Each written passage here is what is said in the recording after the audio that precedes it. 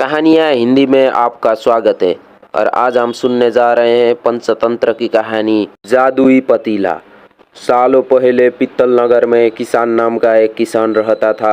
वह गांव के एक जमींदार के खेत पर काम करके किसी तरह अपना घर चला रहा था। पहले किसान के भी खेत थे, लेकिन उसके पिता के बीमार होने के कारण उसे अपने सारे खेत बेचने पड़े। मजदूरी में मिलने वालों पैसों से पिता का इलाज करना और घर का खर्च चलाना मुश्किल हो रहा था। वो हर दिन सोचता कि कैसे घर की स्थिति को बेहतर किया जाए। आज भी इसी सोच के साथ किसान सुबह सुबह जमींदार के खेत पर काम करने के लिए निकला।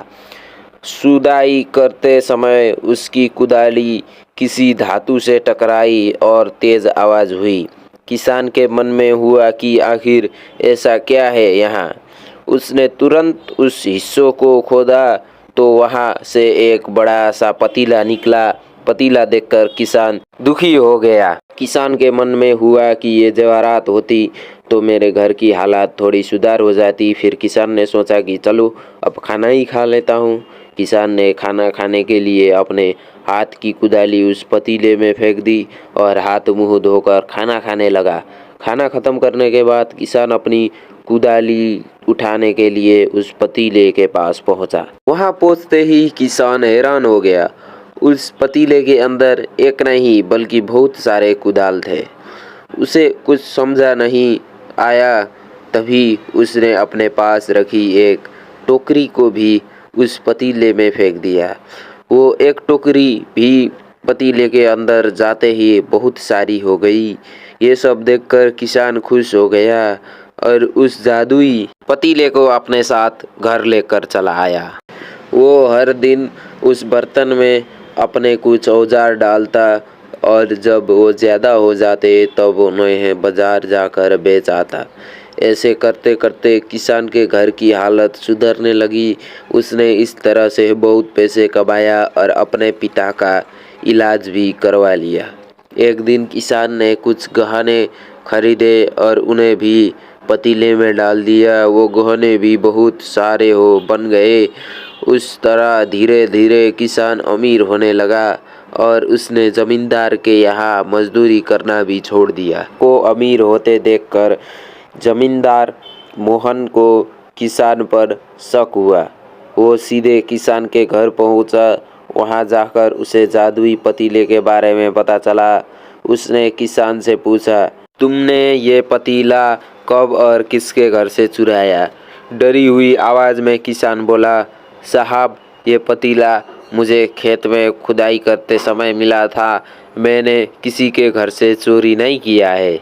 खेत में खुदाई की काम सुनते ही जमींदार ने कहा, ये पतीला जब मेरा खेत से मिला तो ये मेरा हुआ। किसान ने जादुई पतीला ना लेकर जाने की बहुत मित्रता की, लेकिन जमींदार मोहन ने उनकी एक भी नहीं सुनी। वो जमींदार अपने साथ वो जादुई पतीला लेकर चला गया। जमींदार ने भी किसान की तरह उसमें सामान डालकर उन्हें बढ़ाने शुरू किया। एक दिन जमींदार ने अपने घर में मौजूदा सारे गहने एक एक करके उस पतीले में डाल दिए और रातों रात बहुत अमीर हो गया। एकदम से जमींदार के अमीर होने की खबर पित्तल नगर के राज तक पहुंच गई।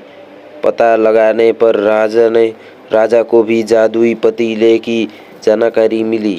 फिर क्या था, राजा ने तुरंत अपने लोगों को भेजकर जमींदार के यहाँ से पतीला राजमहल मंगवा लिया।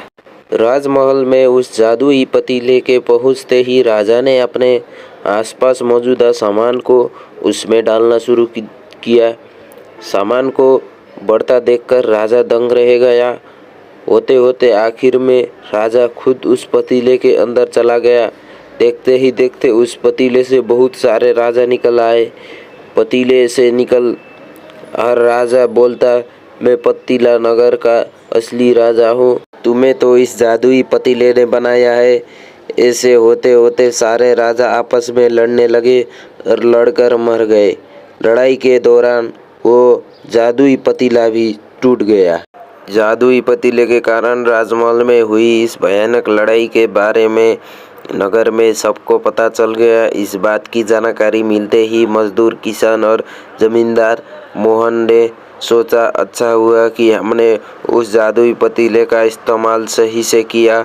उस राजा ने अपनी मूर्खता के कारण अपनी जान ही खो दी। इसी के साथ इस कहानी का समाप्त यहीं होता है और बाकी और कहानी को देखने के और सुनने के लिए कहानियाँ हिंदी में सब्सक्राइब करें।